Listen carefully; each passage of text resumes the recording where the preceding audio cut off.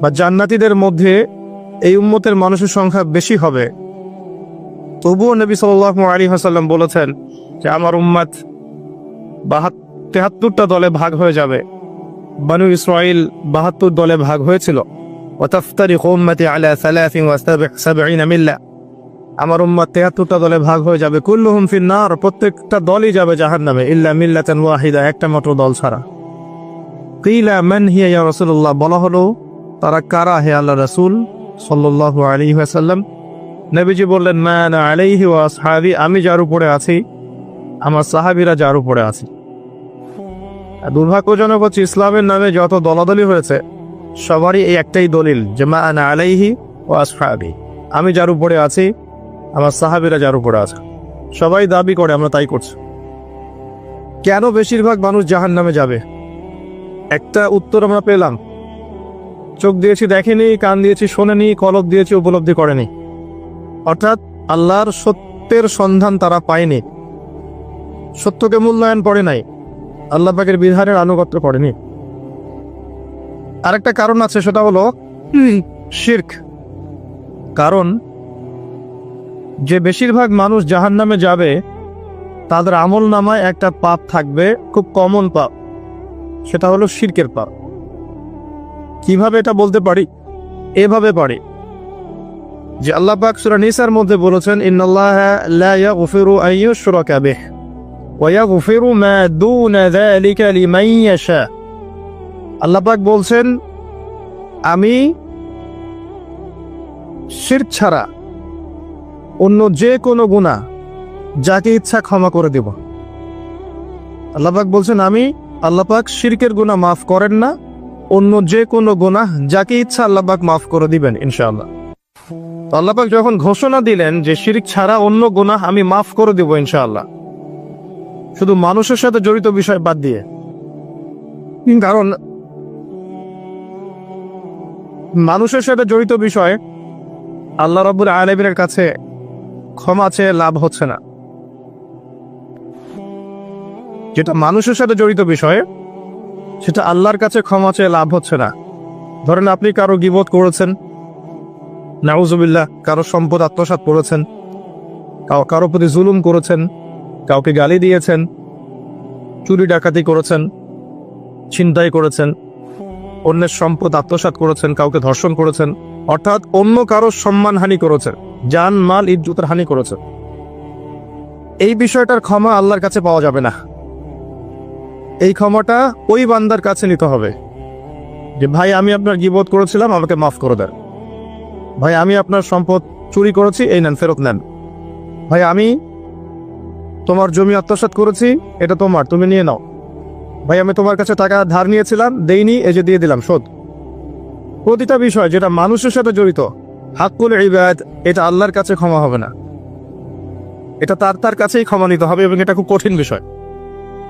এর জন্য একটা কলবুন সালিম দরকার হয়, মানে সৎ মনের দরকার হয়। আর এই সৎ মন অনেক দাড়ি টুপির ভিতরেও থাকে না। আমি কি বুঝাতে পারছি? এই মনস্তাত্ত্বিক সততা দাড়ি টুপি জুব্বা পাগড়ির ভিতরে নাও থাকতে পারে, এটা ভিতরের ব্যাপার। যার কলব যত বেশি পরিচ্ছন্ন আলোকিত, সে তত বেশি সৎ হবে ইনশাআল্লাহ। কোনো কোনো ক্ষেত্রে আমরা এমনও দেখেছি যে একজন নন মুসলিম হিন্দু সম্প্রদায়ের মানুষ, সে মাপে কম দিচ্ছে না, একজন মুসলিম দিচ্ছে। কোনো কোনো ক্ষেত্রে দেখবেন আপনাদের এলাকায় আগে হিন্দু সম্প্রদায় বেশি ছিল না? আমার জানা মতে রংপুরের এই জায়গায় তো আগে শহর ছিল, তাই না? এখন এখানে অনেক নিদর্শন আছে, খাঁটি খাবারের জন্য মানুষ তাদের কাছে আসতো, মুসলিমদের দোকানে না গিয়ে তাদের দোকানে যাচ্ছে। তাদের দুধটা হবে খাঁটি, ঘিটা হবে খাঁটি, মিষ্টি হবে খাঁটি। মুসলিমের দোকান বাদ দিয়ে তাদের কাছে যাচ্ছে মানুষ, সততা দিয়ে তারা মানুষের মন জয় করলো। কোনো কোনো ক্ষেত্রে আপনি দেখবেন একজন অমুসলিম রাষ্ট্রের দায়িত্বে আছে, প্রশাসনে আছে, বা সামাজিক দায়িত্বে আছে, ব্যবসা করছে, চাকরি বাকরি করছে। কোনো কোনো ক্ষেত্রে দেখা যায় যে তারা অনেক মুসলিমের চেয়ে বেশি সৎ। হ্যাঁ, ঘুষ নিচ্ছে না, দুর্নীতি করছে না, ব্যবসায় বাপে কম দিচ্ছে না, সিন্ডিকেট করছে না, চোরা কারবারি করছে না, অনেক ক্ষেত্রে দেখা যায়। এই শ্রেণীর মানুষদেরকে আল্লাহ পাক হেদায়েত দিয়ে দিতে পারেন। যাদের মনের মধ্যে আল্লাহ পাক সততা দেখবেন, আল্লাহ পাক তাকে হেদায়েত দিবেন ইনশাআল্লাহ। এটাই নিয়ম। আর যার হৃদয়ের মধ্যে সততা নাই, বাহ্যিকভাবে যদি মনেও হয় যে সে জান্নাতের পথে হাঁটছে, এমন হতে পারে দিন শেষেও জাহান্নামেই যাবে, নাউজুবিল্লাহ। যে প্রসঙ্গে এখানে আসলাম, মানুষের সাথে জড়িত হকটা মানুষের সাথেই ডিল করতে হবে। এটা কাবা ঘরের গেলাফ ধরে কানলেও ক্ষমা হবে না, কারণ আল্লাহ পাক তো রহমানুর রহিম নন, শুধু আল্লাহ পাক ন্যায় বিচারকও বটে। কথা কি বুঝতে পারছেন? আল্লাহ পাক শুধু রহমানুর রহিম নন যে সব মাফ করে দিব, একই সাথে শাদীদুল ইকাব, কঠোর শাস্তিদাতাও বটে। এবং আল্লাহ পাকের ন্যায় বিচার, ইনসাফটা সবচেয়ে উপরে। আল্লাহ পাক ইনসাফ করবেন, ইনসাফ করবেন। রহমানুর রহিম কোন অর্থে? আল্লাহ পাক চান যে তার বান্দারা জান্নাতে যাক, এবং তার জন্য আল্লাহ পাক নবী রাসূল পাঠিয়েছেন, আসমানে কিতাব পাঠান, মানুষকে খাওয়ান, পড়ান, হেদায়েত দেন, ভালো মন্দ বোঝান, বিবেক দেন, সবকিছু দেন। রহমানুর রহিম ছাড়া কোন সত্তা এমন করতে পারে? এরপরেও যখন মানুষ জাহান্নামের পথে হাঁটবে, তখন আল্লাহ পাক কি আমরা দোষ দিতে পারবো? পারবো না। কিয়ামতের দিনের দরকার ছিল। আগে আমরা ভাবতাম যে কিয়ামতের দিনের কি দরকার ছিল, ছোটবেলায় ভাবতাম আর কি, যে এত সমস্যা, মানুষ হয়ে জন্ম নিয়েই তো বিপদে পড়ে গেলাম, কিয়ামতের দিনে তো অবস্থা খারাপ, কি জন্য আল্লাহ এত কঠিন শাস্তি দিবেন, জাহান্নাম সৃষ্টি করেছেন ইত্যাদি। সত্যিকার অর্থে কিয়ামতের দিন না থাকলে কোন জালেমের বিচার হতো না, যাদের বিচার দুনিয়া হয়নি। কথা কি বুঝতে পারছেন? যে জালেমদের বিচার দুনিয়াতে হয় নাই, তারা পার পেয়ে যেত। কিয়ামতের মাঠ আছে বলেই তারা পার পাবে না। আর যে মাজলুমরা দুনিয়াতে কেঁদেছে, দুনিয়াতে কষ্ট সহ্য করেছে, সাফার করেছে, তাদের জন্য সুসংবাদ কিয়ামতের মাঠ, তারা সেখানে প্রতিদান পাবে ইনশাআল্লাহ। এজন্যই কিয়ামতের মাঠের দরকার ছিল, না হলে সব জালেম কি হতো? পার পেয়ে যেত, যারা দুনিয়াতে বিচার পায়নি। তো এর জন্য সৎ মনের দরকার। যদি মানুষের সাথে জড়িত বিষয় থাকে, তাকে ফেরত দিতে হবে। যদি আপনি জনগণের সম্পদ আত্মসাৎ করে থাকেন, সবার সামনে দাঁড়িয়ে বলতে হবে যে তোমাদের এই সম্পদ ছিল, আমি আত্মসাৎ করেছি, আমার সম্পদ থেকে এগুলো নিয়ে নাও। তারপরে জান্নাতের প্রশ্ন আসবে, তার আগে নয়। এত সহজ নয়। তাহলে কিয়ামতের মাঠে উঠে দেখবেন কিছু কিছু মানুষের ঘাড়ের মধ্যে দেখবেন রিলিফের মাল আছে। হ্যাঁ, কিয়ামতের মাঠে উঠে দেখবেন কিছু মানুষের ঘাড়ে রিলিফের মাল আছে, টিন আছে, গম আছে, চাল আছে, ত্রাণ আছে।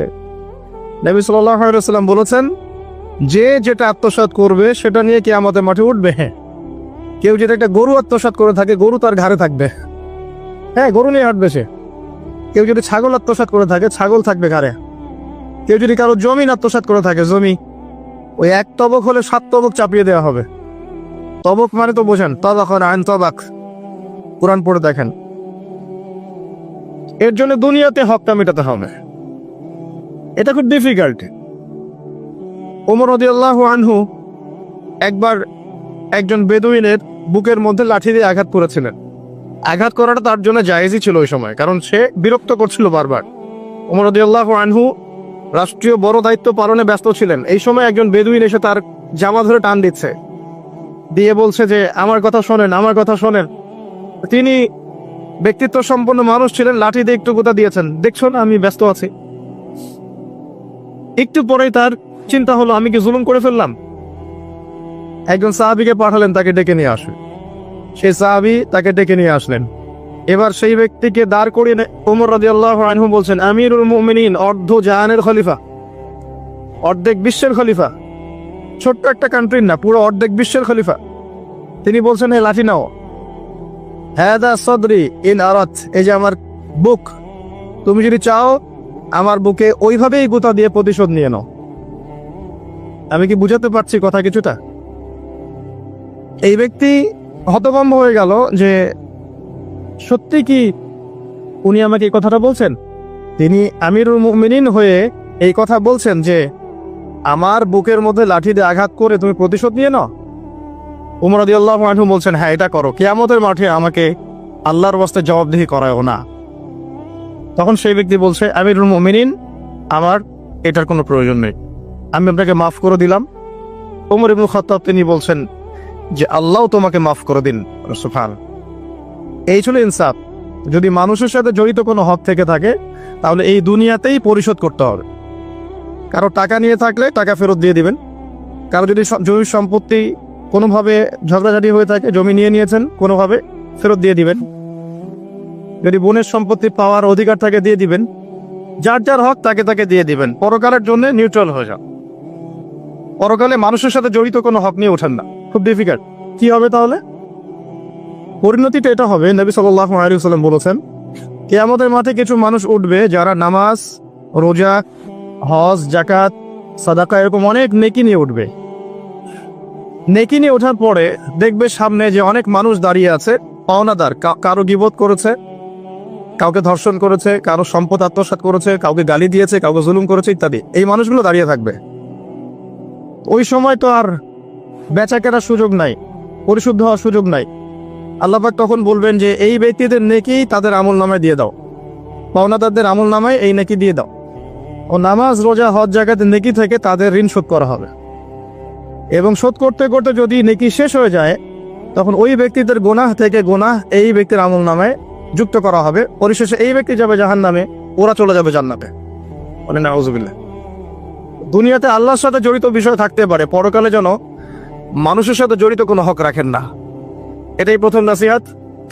আল্লাহ রাব্বুল আলামিন এটাই বলেছেন যে নিশ্চয়ই আল্লাহ শিরক ছাড়া সমস্ত গুনাহ মাফ করতে পারেন। তার মানে আমরা বুঝতে পারছি যে বেশিরভাগ মানুষ জাহান্নামে যাবে তাদের আমল নামায় শিরকের পাপ থাকবে। কিসের পাপ থাকবে? শিরকের পাপ থাকবে। কারণ আল্লাহ পাক বলেছেন শিরক ছাড়া যে কোনো গুনাহ তিনি ক্ষমা করতে পারেন। এবং মেরাজের রাতে যখন নবী সাল্লাল্লাহু আলাইহি ওয়াসাল্লাম আল্লাহর সাথে সাক্ষাৎ করেছেন, আল্লাহ পাক 3টা প্রতিশ্রুতি দিয়েছেন, 3টা হাদিয়া, উপহার। একটা হচ্ছে 50 ওয়াক্ত নামাজ, যেটাকে আমরা এখন 5 ওয়াক্ত পড়ি। 5 ওয়াক্ত পড়লে আপনি 50 ওয়াক্তের নেকি পাবেন ইনশাআল্লাহ। আর এই উম্মতের যে কোনো নেকির কাজ 10 দিয়ে গুণ করা হবে। একটা ভালো কাজ করলে আপনি 10 গুণ নেকি পাবেন, আল্লাহ পাক এটা বলে দিয়েছেন।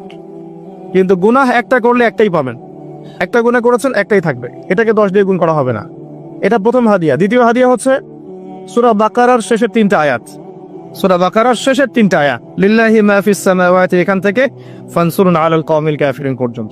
এটা একটা হাদিয়া। এবং নবী সাল্লাল্লাহু আলাইহি ওয়াসাল্লাম বলেছেন, রাতের বেলা কেউ যদি এই 3টা আয়াত পড়ে ঘুমায়, ঘুমানোর আগে এই 3টা আয়াত পড়ে নিয়ে ঘুমায়, বা মাগরিবের নামাজের পর থেকে পড়া শুরু করে, কারণ মাগরিবের পর থেকে রাত শুরু হয়। পশ্চিমা বিশ্বের মতো 12টার পর থেকে রাত শুরু হয় না ইসলামে, সূর্য ডুবলেই রাত শুরু হয়। তো নবী সাল্লাল্লাহু আলাইহি ওয়াসাল্লাম বলছেন তার আমল নামায় সারা রাত ইবাদতের নেকি দেওয়া হবে ইনশাআল্লাহ। আরেকটা হাদিয়া হচ্ছে এটা, আল্লাহ পাক ঘোষণা দিয়েছেন এই উম্মতের কোনো ব্যক্তি যদি শিরক না করে মারা যায়, এই উম্মতের কোনো ব্যক্তি যদি শিরক না করে মারা যায়, মানুষের সাথে জড়িত কোনো পাপ না থাকে, ইনশাআল্লাহ আল্লাহ পাক তাকে মাফ করে দিবেন। আর এই সূরা নিসার আয়াতটাও এটাই প্রমাণ করছে। আল্লাহ পাক বলছেন ইন্নাল্লাহা লা ইয়াগফিরু আন ইউশরাকা বিহি, আল্লাহ পাক শিরকের গুনাহ মাফ করেন না, ওয়া ইয়াগফিরু মা দুনা যালিকা লিমান ইয়াশা, এবং এছাড়া যে কোনো পাপ আল্লাহ পাক যাকে ইচ্ছা মাফ করতে পারে। আল্লাহ পাক পরম করুণাময়, অসীম দয়াল। এক ব্যক্তি 100টা খুন করেছিল, 99টা খুন করার পরে, এটা বনু ইসরাইলের ঘটনা, এটা গল্প নয়, কেচ্ছা কাহিনী নয়, সত্য ঘটনা। সে তওবার সুযোগ খুঁজছে, তওবা করা যাবে কিনা। খুঁজতে খুঁজতে খুঁজতে একজন আবেদের কাছে গিয়েছে। আবেদ মানে যে ইবাদত করে কিন্তু জ্ঞান নাই। 2 রকম মানুষ থাকে মুসলিমদের মধ্যে, একজন এক শ্রেণী আলেম যারা জানে এবং জানা অনুযায়ী আমল করে, আর এক শ্রেণী হচ্ছে খুব একটা জানে না কিন্তু দেখা দেখে আমল করে, এটাকে বলা হয় আবেদ। এই ব্যক্তি ছিল আবেদদের একজন। তার কাছে গিয়ে বলছে আমার কি তওবা হবে, আমি 99টা খুন করেছি, সিরিয়াল কিলার। সেই ব্যক্তি বলেছে না, তোমার কিসের ক্ষমা, তুমি এতগুলো খুন করেছো, তোমার ক্ষমা হতে পারে। রাগে এই ব্যক্তিকেও সে খুন করেছে, করে 100টা পূর্ণ করেছে।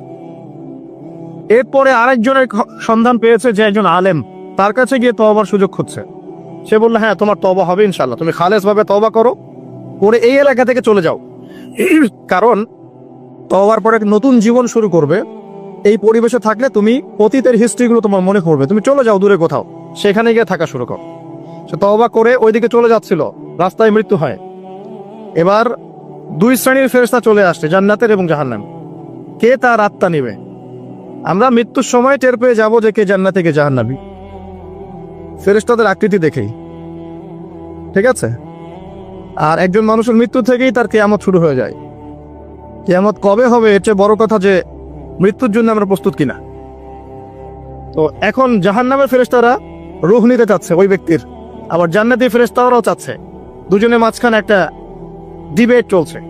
আল্লাহ রাব্বুল আলামিন তখন কৌশল করে বললেন, তোমরা রাস্তাটা মেপে দেখো, সে যতদূর এসেছিল এই রাস্তার পরিমাপ বেশি না যেখানে যাচ্ছিল এর পরিমাপ বেশি।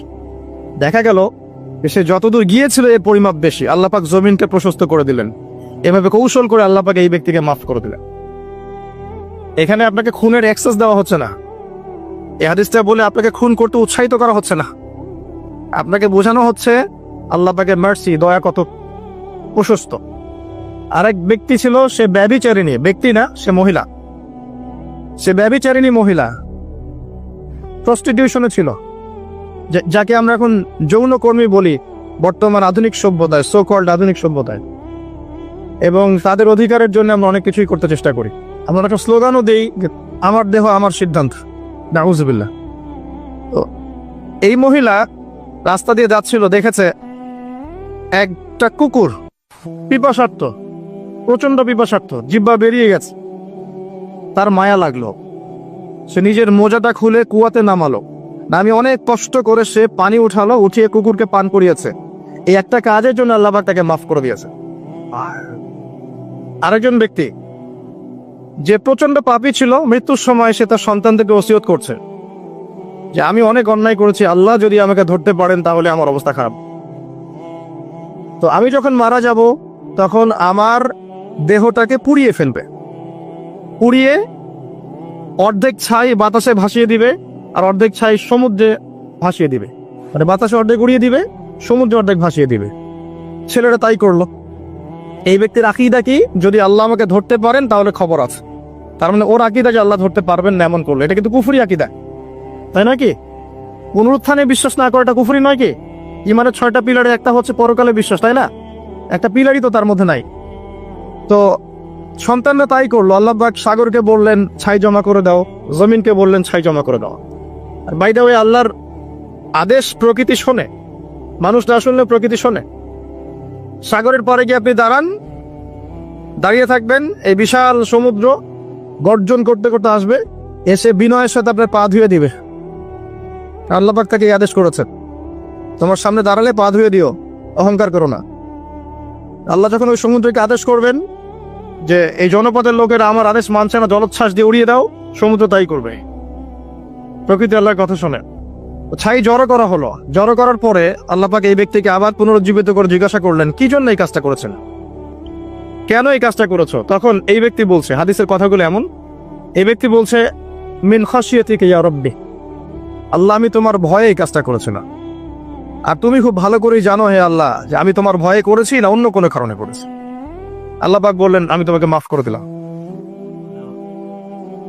আর দুজন ব্যক্তি, এটা বলে সামনে যাচ্ছেন, আর দুজন ব্যক্তি, এটা আমাদের মুসলিমদের জন্য শিক্ষা আছে। আমরা মুসলিমরা মনে করি যে আমরা সুপিরিয়র হয়ে গেছি। মাশাআল্লাহ, জুমার নামাজে আসি, রমজানের রোজা রাখি, মাঝে মাঝে একটু জাকাত দেই, সুযোগ পেলে একটা হজ উমরা করে আসি, তাই না? মাঝে মাঝে মসজিদে এসে নামাজ পড়ি, আমরা মনে হয় জান্নাতের সার্টিফিকেট পেয়ে গেছে, আমরা এমনটা মনে করি আর কি। দুই ব্যক্তি, একজন অনেক আল্লাহওয়ালা মানুষ, আর একজন হচ্ছে যে আল্লাহর দিনের খুব একটা পরোয়া করে না। এই বন্ধু সেই বন্ধুকে দাওয়াত দেয়, দিনের পথে আসো, দিনের পথে আসো, আসো। এই ব্যক্তি শোনে না। তো একদিন এই ব্যক্তি বলে ফেললো, যে ব্যক্তি একটু পায়াস টাইপের রিলিজিয়াস মুসলিম, সে বলে ফেললো যে আল্লাহ তোকে কখনো মাফ করবে না। কথাটা শোনেন, আল্লাহ তোকে মাফ করবে না, তোকে এত ডাকি দাওয়াত দিই, তুই কথা শুনিস না। মৃত্যুর পরে আল্লাহ পাক এই দুইজনকে জীবিত করলেন। জীবিত করে বললেন, কে তোমাকে ইখতিয়ার দিয়েছে যে আমি কাউকে ক্ষমা করব কি করব না এই বিষয়ে সিদ্ধান্ত দেওয়ার? আজকে আমি ওকে মাফ করে দিলাম আর তোমাকে জাহান্নামে দিলাম, যাও। যার মনের মধ্যে জর্রা পরিমাণ অহংকার থাকবে সে ব্যক্তি জান্নাতে যেতে পারবে না। আর অহংকার এবং রিয়াটা এত সূক্ষ্ম যে অন্ধকার রাতে কালো পাথরের উপরে যদি কালো পিঁপড়া হাঁটে, এটা যেমন সূক্ষ্ম, রিয়া এবং অহংকার এতটাই সূক্ষ্ম। এবং যখন আপনারা ইসলামিক ব্যক্তিত্বদেরকে নিয়ে আইওয়াস এবং শোডাউনে লিপ্ত হন, তখন অহংকার তাদের মনের মধ্যে চলে আসতে পারে। এই বিষয়গুলো থেকে সম্পূর্ণ দূরে থাকা উচিত। আল্লাহ পাক আপনাদেরকে বোঝার তৌফিক দান করুন। শিরকের পাপ থেকে বেঁচে থাকুন, মানুষের সাথে জড়িত পাপ থেকে বেঁচে থাকুন। আল্লাহ পাক পরম করুণাময়, অসীম দয়ালু। আল্লাহ পাক সমস্ত গুনাহ মাফ করতে পারেন। এর মানে এই নয় যে গুনার এক্সেস দেওয়া হচ্ছে, লাইসেন্স দেওয়া হচ্ছে, এমনটা নয়। আল্লাহ পাকের দয়া বোঝানো হচ্ছে। আল্লাহ আপনাকে ভালোবাসেন এবং আল্লাহই আপনাকে প্রকৃত অর্থে ভালোবাসেন, বাকিরা আপনাকে স্বার্থের জন্য ভালোবাসেন। মনে রাখবেন, প্রকৃত অর্থে শুধু আল্লাহই তার বান্দাদেরকে ভালোবাসেন, বাকিরা মানুষের অবস্থানকে ভালোবাসে, মানুষের ব্যক্তি সত্তাকে নয়, আপনার আত্মাকে নয়, আপনার অবস্থানকে। এটা আপনি হারে হারে উপলব্ধি করবেন যত দিন যাবে। বাকি বিষয়গুলো স্বার্থকেন্দ্রিক। আল্লাহ রাব্বুল আলামিনের ভালোবাসা স্বার্থকেন্দ্রিক নয়, নিঃস্বার্থ। আল্লাহর জন্য ভালোবাসো। মাকে ভালোবাসেন আল্লাহর জন্য, বাবাকে ভালোবাসেন আল্লাহর জন্য, আপনি সন্তান সন্ততিকে ভালোবাসেন আল্লাহর জন্য, স্ত্রীকে ভালোবাসেন আল্লাহর জন্য। তাদের জন্য করেন আল্লাহকে সন্তুষ্ট করার জন্য, তাদের কাছে কিছু পাওয়ার আশায় না। যখন আপনি কারো কাছে কিছু পাওয়ার আশা করবেন, তখন তার কাছ থেকে কষ্ট পাবেন। যখন কারো কাছে কিছু পাওয়ার জন্য আপনি আশা করবেন, তখন তার কাছে কষ্ট পাবেন।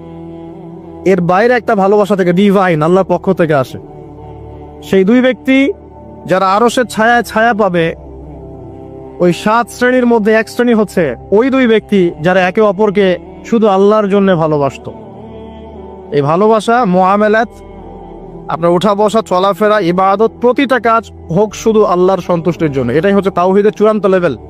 তখন গিয়ে আপনি আল্লাহর মারিফত বুঝতে পারবেন, আল্লাহকে আপনি আপন করে পাবেন। যখন ডাকবেন, দেখবেন আল্লাহ আপনার কাছে আছে। এমন সময় দেখবেন মনে মনে কিছু চিন্তা করেছেন যে আমার এটা দরকার, দেখবেন বাসায় গিয়ে ওটা হাজির আপনার সামনে। নবী সাল্লাল্লাহু আলাইহি ওয়াসাল্লাম এটাই বলেছেন, জুতার ফিতার প্রয়োজন হলেও আল্লাহর কাছে চেয়ে নাও। তোমার যদি জুতার ফিতার প্রয়োজন হয়, আল্লাহর কাছে চেয়ে নাও, কারো কাছে চেয়েও না। আব্দুর রহমান বিন আউফ রাদিয়াল্লাহু আনহু মদিনায় গিয়েছেন হিজরত করে। অন্য একজন সাহাবী বলছেন, আমার 2টা বাড়ি আছে, একটা নিয়ে নেন, 2টা জমি আছে, একটা নিয়ে নেন। আব্দুর রহমান বিন আউফ তিনি বলছেন, আরিনি আইনাস সুক, আমাকে দেখিয়ে দাও যে বাজার কোথায়। অল্প কিছু খেজুর কিনলেন, আল্লাহর প্রতি তাওয়াক্কুল করে গায়রাতের পরিচয় দিলেন, ব্যক্তিত্বের পরিচয় দিলেন, দিয়ে তিনি চলে গেলেন বাজারে। বাজারে গিয়ে ব্যবসা শুরু করলেন। মাত্র 7 বছরের ব্যবধানে তিনি মদিনার শ্রেষ্ঠ ধনীদের একজন হয়েছেন। আল্লাহর হয়ে যান, শুধু আল্লাহকে আপন করে নেন, দেখবেন সবকিছু আপনার অনুকূলে ইনশাআল্লাহ। ইন্না সলাতি ওয়া নুসুকি ওয়া মাহইয়ায়া ওয়া মামাতি লিল্লাহি রাব্বিল আলামিন, এই কনসেপ্টে আসেন। ইব্রাহিম আলাইহিস সালাম বলেছেন, আমার সালাত, আমার যত কুরবানি, আমার জীবন, আমার হায়াত, মৃত্যু সবকিছু আল্লাহর জন্য।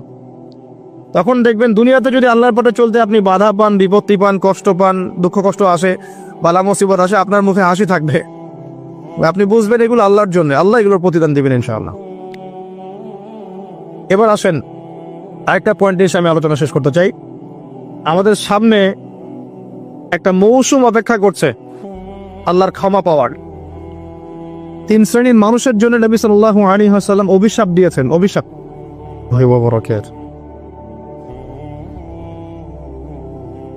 ইন্নাল হামদুলিল্লাহ নাহমাদুহু ওয়া নাস্তাঈনুহু মান ইয়াহদিহিল্লাহু ফালা মুদিল্লা লাহু ওয়া মান ইউদ্লিল ফালা হাদিয়া লাহু ونشهد أن لا إله إلا الله وحده لا شريك له ونشهد أن محمدا عبده ورسوله أما بعد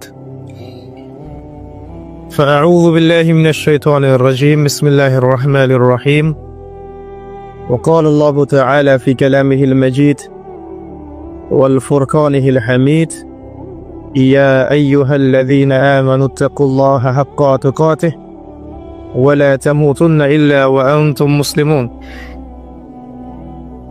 وقال رسول الله صلى الله عليه وسلم القرآن حجة لك أو عليك رب اشرح لي صدري ويسر لي أمري واحلل عقدة من لساني يفقه قولي اللهم فقهنا في الدين وعلمنا التأويل اللهم اجعلنا منهم الذين آمنوا وعملوا الصالحات وتواصوا بالحق وتواصوا بالصبر আলহামদুলিল্লাহ, যাবতীয় প্রশংসা এবং গুণগান একমাত্র মহিয়ান ও গরিয়ান আল্লাহ রাব্বুল আলামিনের জন্য, যে আল্লাহ সুবহানাহু ওয়া তাআলা নাজিল করেছেন মহাবিশ্বের মহাবিশ্বয় মহাগ্রন্থ আল কোরআনুল কারীম। যে আল্লাহ পাক আমাদেরকে আজকে সুস্থ শরীরে মসজিদে আসার তৌফিক দান করেছেন, আমাদেরকে মুসলিম পরিবারে জন্মগ্রহণ করার তৌফিক দান করেছেন, মুহাম্মদ সাল্লাল্লাহু আলাইহি ওয়াসাল্লামের উম্মাহ হওয়ার সৌভাগ্য দান করেছেন। সকলেই শুকরিয়া আদায় করি, বলি আলহামদুলিল্লাহ। অগণিত অসংখ্য দরুদ এবং সালাত বর্ষিত হোক মহান আল্লাহ প্রেরিত সর্বশেষ এবং চূড়ান্ত নবী, মানবতার মুক্তির দূত মুহাম্মদুর রাসূলুল্লাহ সাল্লাল্লাহু আলাইহি ওয়াসাল্লামের প্রতি। আমরা সংক্ষিপ্ত আকারে দরুদ পড়ি, আল্লাহুম্মা সাল্লি আলা মুহাম্মদ, আল্লাহুম্মা বারিক আলা মুহাম্মদ। সম্মানিত উপস্থিতি, কেমন আছেন আপনারা? আলহামদুলিল্লাহ আলা কুল্লি হাল ওয়া ফি কুল্লি মাকান। আমরা পবিত্র জুমার দিনে আছি। আল্লাহ পাক জুমার দিনে খুতবা শ্রবণ এবং সালাত আদায়ের উদ্দেশ্যে সুস্থ শরীরে মসজিদে আসার তৌফিক দিয়েছেন। আবারও বলি আলহামদুলিল্লাহ। রাসূলুল্লাহ সাল্লাল্লাহু আলাইহি ওয়াসাল্লাম বলেছেন, জুমার দিনে কেউ যদি সকাল সকাল গোসল করে এবং উত্তম কাপড় পরিধান করে, সুগন্ধি ব্যবহার করে, সকাল সকাল মসজিদে আসে এবং পায়ে হেঁটে মসজিদে আসে, ইমামের কাছাকাছি বসে, মনোযোগের সাথে খুতবা শ্রবণ করে, খুতবা চলাকালীন সময়ে কাউকে কষ্ট দেয় না, এমনকি কেউ যদি কথা বলে তাকে এটাও বলবে না যে চুপ করো, এবং ইমামের সাথে নামাজ শেষ করে, নবী সাল্লাল্লাহু আলাইহি ওয়াসাল্লাম বলেছেন, এই ব্যক্তির আমলনামায় প্রত্যেক পদক্ষেপের বিনিময়ে 1 বছরের নফল নামাজ, 1 বছরের নফল রোজার নেকি দেয়া হবে। এই বিশাল নেকিটা নষ্ট হয়ে যাবে যদি খুতবা চলাকালীন সময় আমরা কথাবার্তা বলি, মোবাইলে ব্যস্ত থাকি, লুকিয়ে লুকিয়ে ভিডিও করি ও ফটো সেশন করতে থাকি ইত্যাদি, অন্যকে কষ্ট দেই, আপোষে কথাবার্তা বলি, তাহলে এই পুরো নেকিটা নষ্ট হয়ে যাক। দেখবেন এটা বলে দেওয়ার পরেও কিছু মানুষ কথা বলবে, এই কাজ করবে। আল্লাহ পাক বলেছেন কিছু মানুষ সম্পর্কে, লাহুম কুলুবুন লা ইয়াফকাহুনা বিহা, আমি হৃদয় দিয়েছি উপলব্ধি করে না, ওয়া লাহুম আযানুন লা ইয়াসমাউনা বিহা, শ্রবণ ইন্দ্রিয় দিয়েছি শুনবে না, ওয়া লাহুম আ'য়ুনুন লা ইউবসিরুনা বিহা, চোখ দিয়েছি দেখবে না। আল্লাহ বলেছেন এমন কিছু মানুষের কথা, এবং তাদের বিষয়ে আল্লাহ বলছেন, উলাইকা কাল আনআম, এরা হচ্ছে গবাদি পশুর মতো, জাস্ট লাইক ক্যাটলস, গবাদি পশু, জন্তু জানোয়ারের মতো। বাল হুম আদাল, বরং তার চাইতেও নিকৃষ্ট। উলাইকা হুমুল গাফিলুন, এরা হচ্ছে গাফেল সম্প্রদায়। আল্লাহ পাক এদেরকে দিয়েই জাহান্নাম পূর্ণ করবেন। ওয়ালাকাদ যারানা লিজাহান্নামা কাসীরাম মিনাল জিন্নি ওয়াল ইনস, প্রচুর জিন আর মানুষকে দিয়ে আমি জাহান্নাম পূর্ণ করব। অপরাধ এটাই, চোখ দিয়েছি দেখে নাই, কান দিয়েছি শোনে নাই, হৃদয় দিয়েছি উপলব্ধি করে নাই, এটাই অপরাধ। আর সহিহ বুখারীর মধ্যে 4 বার একটা হাদিস এসেছে যে আল্লাহ পাক আদম আলাইহিস সালামকে ডাকবেন কিয়ামতের মাঠে এবং বলবেন, তোমার সন্তানদের মধ্য থেকে জাহান্নামীদেরকে আলাদা করে দাও। আদম আলাইহিস সালাম বলবেন, কতজন হে আল্লাহ? আল্লাহ পাক বলবেন, প্রতি 1999 জনকে জাহান্নামের জন্য আলাদা করে দাও। যদিও এই উম্মতের বেশিরভাগ মানুষ জান্নাতে যাবে ইনশাআল্লাহ, বা জান্নাতীদের মধ্যে এই উম্মতের মানুষের সংখ্যা বেশি হবে, তবুও নবী সাল্লাল্লাহু আলাইহি ওয়াসাল্লাম বলেছেন যে আমার উম্মত 73টা দলে ভাগ হয়ে যাবে। বানু ইসরাঈল 72 দলে ভাগ হয়েছিল। ওয়াতাফতারিকু উম্মতি আলা 73 মিল্লা, আমার উম্মত 73টা দলে ভাগ হয়ে যাবে। কুল্লুহুম ফিন নার, প্রত্যেকটা দলই যাবে জাহান্নামে, ইল্লা মিল্লাতান ওয়াহিদা, একটা মাত্র দল ছাড়া। কিলা মান হিয়া ইয়া রাসূলুল্লাহ, বলা হলো তারা কারা হে আল্লাহ রাসূল সাল্লাল্লাহু আলাইহি ওয়াসাল্লাম? নবীজি বললেন, মা আনা আলাইহি ওয়া আসহাবি, আমি যার উপরে আছি, আমার সাহাবীরা যার উপরে আছে। দুর্ভাগ্যজনক হচ্ছে ইসলামের নামে যত দলাদলি হয়েছে সবারই এই একটাই দলিল যে